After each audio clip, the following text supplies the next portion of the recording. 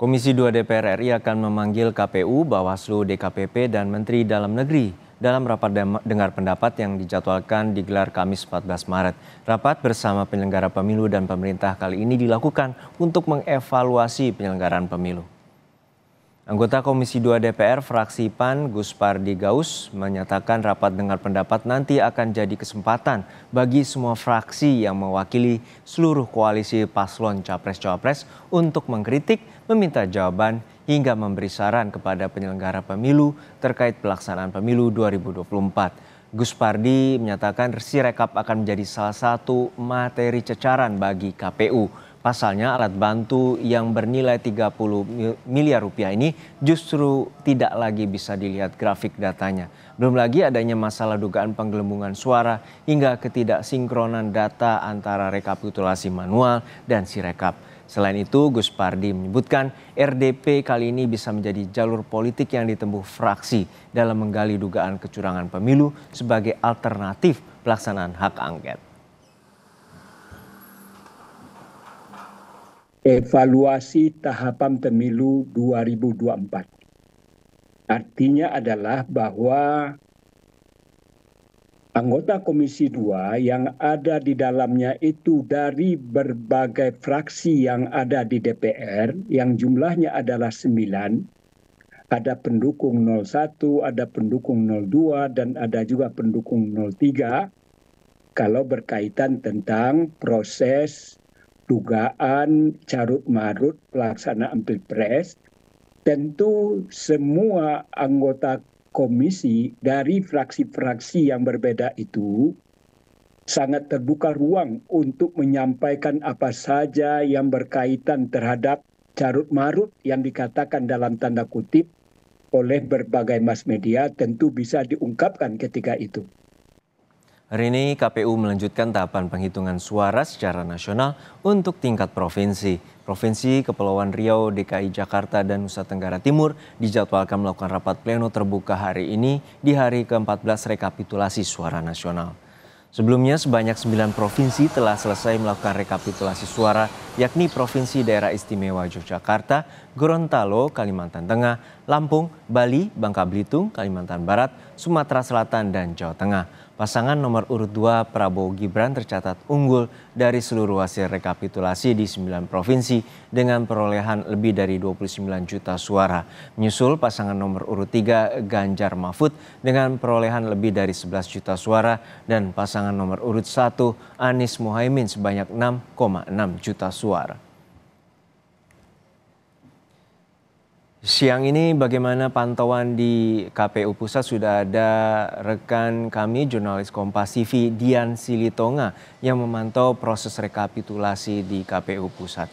Dan Dian, hingga saat ini bagaimana proses rekapitulasi nasional di KPU dan bagaimana KPU mengatasi adanya ketidakpuasan dan juga adanya kericuhan di sejumlah tempat terkait dengan rapat pleno daerah?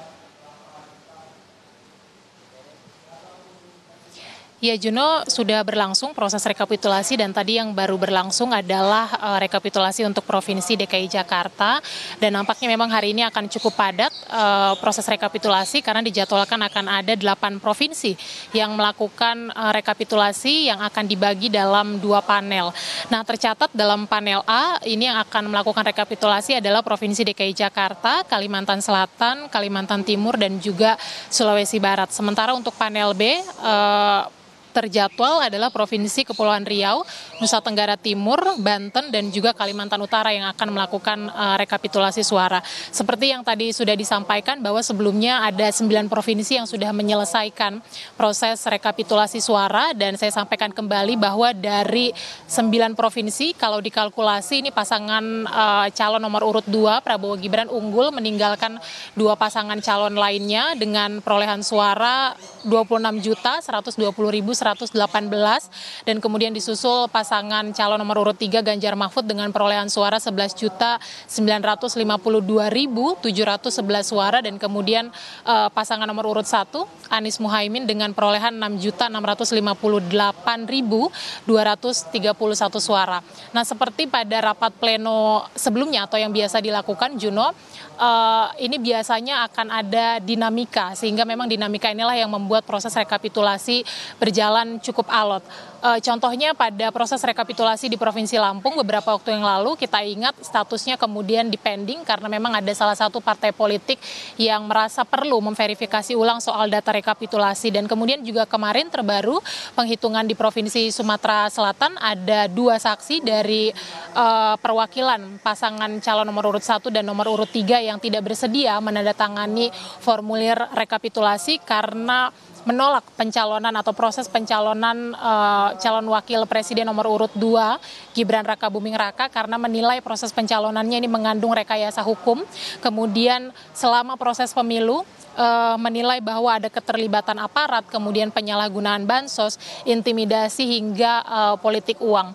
Kemudian juga menilai bahwa penyelenggaraan pemilu yang diselenggarakan oleh KPU ini tidak profesional, kemudian tidak akuntabel dan secara kolektif diduga melakukan pelanggaran. Tapi meski demikian, kemarin KPU melalui komisionernya Agus Melas menyatakan meskipun saksi tidak bersedia menandatangani formulir rekapitulasi, tetapi penghitungan suara tetap dinyatakan sah karena adanya dokumen-dokumen autentik seperti formulir C hasil dan juga formulir D hasil. Dan seperti biasa, penghitungan suara di tingkat nasional ini dihadiri oleh sejumlah pihak, mulai dari Komisioner KPU Pusat, kemudian KPU Provinsi yang akan mempresentasikan hasil rekapitulasi suara, kemudian Bawaslu dan juga saksi dari masing-masing pasangan calon nomor urut 1, nomor urut 2 dan juga nomor jalannya proses rekapitulasi hari ini karena biasanya akan ada saling sanggah seperti yang tadi saya sampaikan.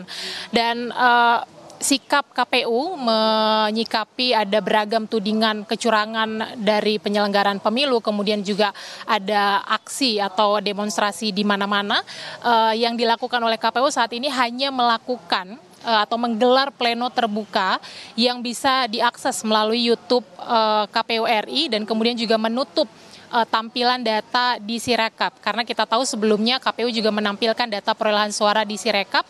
Tujuannya adalah untuk mengantisipasi adanya interpretasi ganda terkait dengan perolehan suara sehingga tidak membingungkan masyarakat. Sekali lagi kita pantau bersama apakah langkah ini berhasil dilakukan KPU untuk memenuhi ekspektasi masyarakat menyaksikan penyelenggaraan pemilu maupun juga penghitungan suara secara transparan dan juga akuntabel. Juno.